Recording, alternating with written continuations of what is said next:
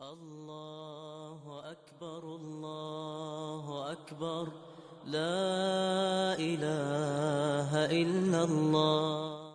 Le pèlerinage ou Hajj est un voyage spirituel, un acte d'adoration envers Dieu, un moment d'unité et d'échange entre les musulmans.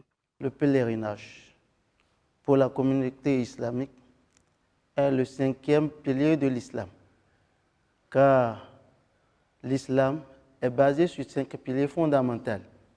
Premièrement, le témoignage que Dieu est unique, il n'y a pas d'associé, et que le prophète Mohammed sallallahu alayhi wa sallam est son envoyé et son messager.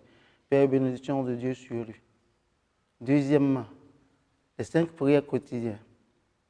Troisièmement, le jeûne du mois de Ramadan. Quatrièmement, les zakats. Et cinquièmement, le pèlerinage à la Mecque pour ceux qui ont la santé et les moyens financiers. Cette année, des millions de musulmans des 4 coins du monde entameront le grand pèlerinage. Ce parcours en plusieurs étapes commence par la visite de la première ville sainte de l'islam, la Mecque. Située à l'est de l'Arabie saoudite, elle se trouve non loin de la mer Rouge. Il est obligatoire de réaliser le Hajj au moins une fois dans sa vie. Ce pèlerinage a une importance très capitale. D'abord, c'est une manière pour notre Seigneur de rassembler toute la communauté musulmane dans un seul creuset où tout le monde est habillé dans un même habit. Il est très très important quand on a les moyens de réaliser forcément le pèlerinage.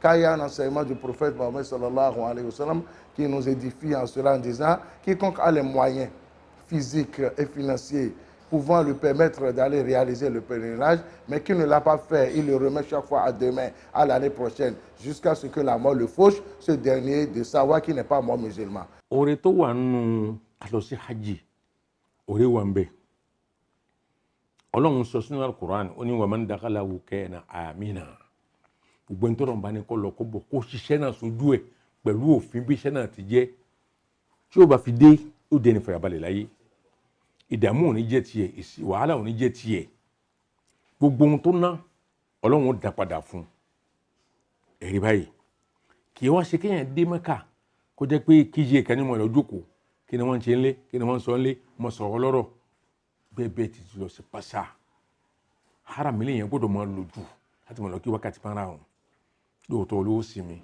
yóò wálé yóò jẹun yóò ṣègbà yóò ṣàwọ̀ bí kò fi máa lọ yà sí ohun tí ọ̀kan kọ́ ọ̀kan nìyẹn Ànábì ń sọ fún wa pé gbogbo ẹni tó bá ṣe hajj sójú ẹ̀ dáadáa kò sí ẹ̀san kan tá a fẹ́ san tó kọjá àlìjánà ni ibùsọ̀ sí ẹ̀ fẹ́ni tó bá ṣe sójú ẹ̀ dáadáa. Le premier avantage que je peux faire sortir, ça rehausse la crainte de Dieu en toi. Et aussi en ce qui concerne nos mœurs, c'est-à-dire sur le plan du moral, et le pèlerinage corrige le comportement du pèlerin.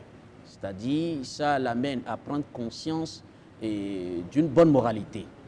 Les conditions pour y participer, être musulman, pubère, saint d'esprit et avoir la capacité financière de le faire. Les critères pour que le pèlerinage devienne une obligation est que d'abord, il faut que ce dernier soit musulman. Forcément à l'islam, il faut qu'il soit musulman.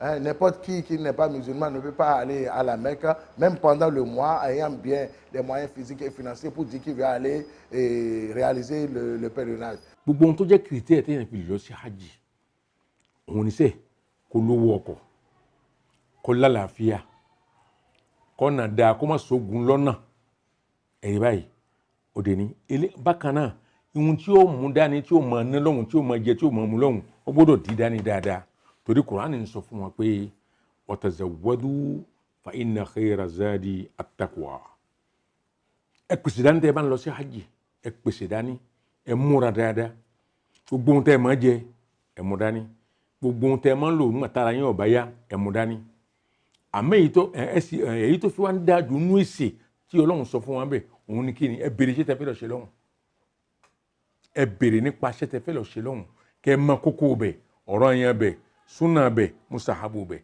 oríṣiríṣi. Il faut dire que selon les enseignements coraniques et prophétiques, Pendant que vous réalisez le pèlerinage, vous êtes déjà dans la tenue de sa réalisation. Il vous est interdit de tailler vos ongles, de tailler vos cheveux ou vos barbes ou les poils de votre corps, jusqu'à ce que vous finissez, que ce soit le petit pèlerinage ou bien le grand pèlerinage. C'est-à-dire vos ongles et vos cheveux et vos poils vous sont interdits de les toucher. Ça, c'est un. Au même moment, il vous est interdit, pendant que vous réalisez le pèlerinage, la chasse et la pêche. C'est interdit. Ça fait deux.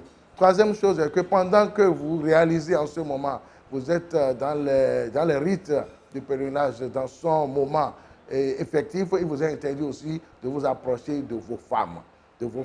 Si il vous arrive d'être accompagné de votre femme, une fois que vous avez porté la tenue et vous êtes dans les moments du rite, si vous n'avez pas encore fini, vous n'avez pas le droit de la toucher. Une fois que vous la touchez, vous risquez de gâter votre pèlerinage. Si tu dois quelqu'un, tu dois de l'argent à quelqu'un et tu te dis que tu vas à la Mecque, c'est interdit. Il faut que tu règles. Je donne un exemple terre à terre. Tu dois de l'argent à un commerçant qui dit que le délai que tu lui as donné est passé. Toi, tu dis que tu n'as pas l'argent et maintenant, tu vas à la Mecque dans l'espoir de ne pas payer l'argent là. Tu vas à ce pèlerinage-là. Le hajj là ne sera pas accepté. Ensuite, il est interdit d'aller à la Mecque à crédit. C'est interdit. Mais aujourd'hui, on voit que ça ne dit rien aux gens. Aller à la Mecque à crédit, c'est interdit. Quand on n'a pas les moyens, on ne doit pas y aller. C'est une obligation quand on a les moyens, c'est ce que Dieu a dit. Mais quand on n'a pas les moyens, ce n'est pas la peine de se tuer. Il y a des gens qui ne vont pas mettre pied à la Mecque, qui iront au paradis. Et il y aura des gens qui vont aller à la Mecque, qui n'iront pas au paradis. Donc, la religion musulmane, là, c'est une religion assez simple, facile à pratiquer, et Dieu n'oblige personne à aller à Hajj quand tu n'as pas les moyens. Le pèlerinage s'inspire d'une tradition antérieure à l'islam, plus précisément à l'an 9 du calendrier musulman, une année charnière dans la religion, car elle correspond au moment où le prophète Mohammed décide de rompre avec le judaïsme et le polythéisme. Le mois dans lequel le pèlerinage se réalise surtout, c'est dans le 12e mois de l'année lunaire, c'est-à-dire le mois prochain de l'année lunaire. On appelle ça mois de l'Hijjah. Mais les mois dans lesquels le pèlerinage commence par s'apprêter à se préparer, elles sont 3 mois ou bien 2 mois et 2 mois 10 jours. Parce que le Coran a dit Al-Hajju ashhurum ma'lumat. Faman farada fihinna al-hajja fala rafatha wala fusuqa wala jidala fil hajj. Il y a quelques mois qui sont réservés pour le pèlerinage. Il s'agit du 10e mois, qui est le mois de Shawwal, le mois qui vient après le mois de Ramadan, et le 11e mois qui est le mois de Zulqa'dah, dans lequel nous sommes en ce moment, et 10 jours dans le 12e mois qui va venir dans quelques jours, qui est le mois de Zulhijjah. Les 2 mois plus 10 jours là, qui font 70 jours, ce sont les moments là qui sont réservés, consacrés pour la réalisation du pèlerinage. Mais pour sa réalisation, même sa concrétisation, vraiment, ça se fait dans le 12e mois, à partir du 8e jour, qu'on appelle Yom Tarwiyah, le jour où les pèlerins quittent la Mecque pour aller s'installer à Mina. Ils vont passer la nuit là. Et le lendemain, qui fait le 9e jour de ce mois, qu'on appelle le jour d'Arafat, le jour qui rend le pèlerin même à devenir pèlerin, à devenir quelqu'un qui a réalisé le Hajj. Là, on se présente tous autour du mont de Arafat. Tout musulman doit porter un habit composé de 2 pailles blancs, l'ihram, qui est la traduction d'un état de consécration rituelle. D'abord, celui qui décide d'y se rendre doit nécessairement suivre au moins 4 actes majeurs. D'abord, avoir affirmé son intention d'y se rendre. Le deuxième acte, quelle est la condition? C'est arriver là-bas, c'est de faire le tour de la Kaaba, au moins 7 fois. Le troisième point, c'est de marcher de Safa, c'est un petit mont, on appelle Safa, de marcher de Safa à Marwa. Donc ça là aussi, 7 fois. Aller, 1 fois, retour, ça va être 2e fois, tu vas faire les allers-retours 7 fois. Et le quatrième acte, c'est de se retrouver sur le mont Arafat. Donc, celui qui se retrouve sur le mont Arafat, du matin jusqu'au coucher du soleil, donc il est devenu comme ça le pèlerin. Une fois que vous rentrez dans la réalisation du pèlerinage et vous portez la tenue, il y a un terme, il y a une formule qu'on doit commencer tout de suite à prononcer, qu'on appelle la Labbaik Allahumma Labbaik, Labbaik la sharika laka, innal hamda wa ni'ma laka wal mulk la sharika laka. Ça signifie que j'atteste qu'il y a point de divinité en dehors de toi. Toutes les gloires et les louanges t'appartiennent. Il y a point de divinité en dehors de toi. Ça, on le dit jusqu'à un moment, jusqu'à ce que vous vous rendez devant la maison sainte qui est la Kaaba, la première maison construite sur terre pour l'humanité. Bon, maintenant, vous quittez là, vous rentrez dans le rite, le 8e jour du pèlerinage, ça change encore de formule. Quand on va le 9e jour au mont d'Arafat, ça change de formule. Le prophète Mohammed sallallahu alayhi wa sallam nous a enseigné le jour d'Arafat, qu'est-ce qu'il faut dire? Il faut dire La ilaha illallah, wahdahu la sharika lah, lahul mulk wa lahul hamdu, yuhyi wa yumitu, wa huwa ala kulli shay'in qadir. C'est ce qui est plus meilleur à dire le jour d'Arafat, ça. Point de divinité en dehors de toi, Allah. Toutes les louanges, les gloires à toi. C'est toi qui détiens la vie et la mort de tes fidèles. Nous t'appartenons. Nous t'appartenons. Tu es capable sur tout et sur quoi que ce soit ou qui que ce soit. C'est à toi toutes les capacités.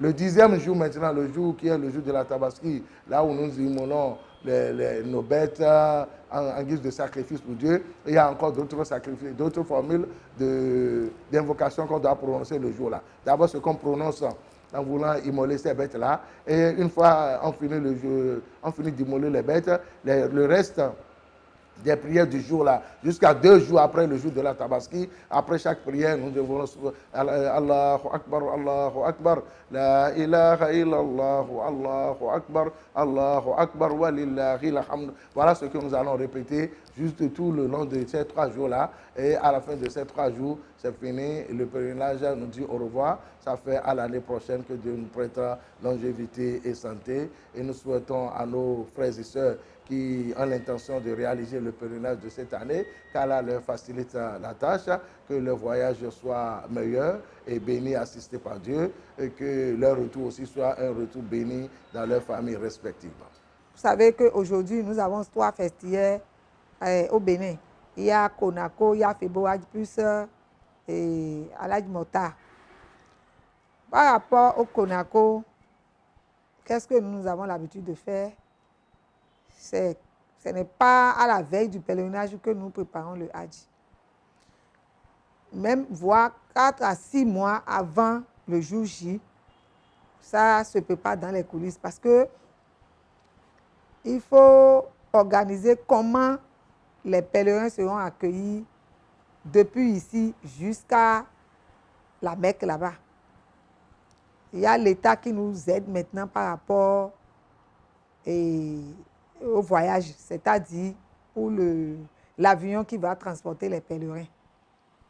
Tout ça là, c'est quelque chose qui se prépare d'avance. On ne se lève pas du jour au lendemain pour dire vous voyagez demain sans préparation. Tout ça se prépare.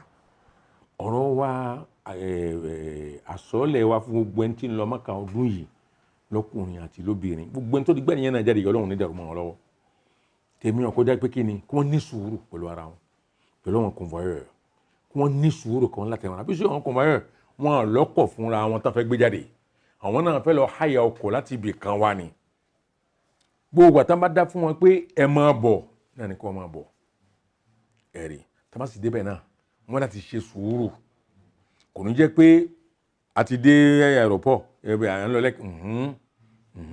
gbogbo ohun tó lásìkò ní àsìkò tó bá dá fún wọn náà ni àsìkò tí wọ́n lọ àtẹni tí ń lọ àtẹni tí ń kóyàn lọ kọ́lọ́n fún wọn ní sùúrù torí iṣẹ́ yẹn iṣẹ́ kan tó léwu ni moins de choses olóhùn ọba ṣe ara ẹ̀ jẹ́ àmọ́ tẹ̀yẹ̀ bá ti ní sùúrù tó sì láfaradà tó látẹ̀mára gbogbo ohun tọ́lọ́run fẹ́ Ọlọ́run jẹ́ ó ṣe fún.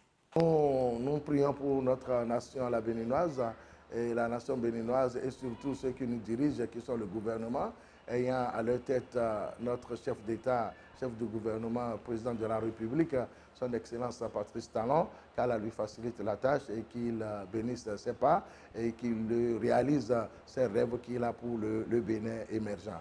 Et que le Bénin se porte toujours bien, la paix et la prospérité puissent régner. الله أكبر الله أكبر لا إله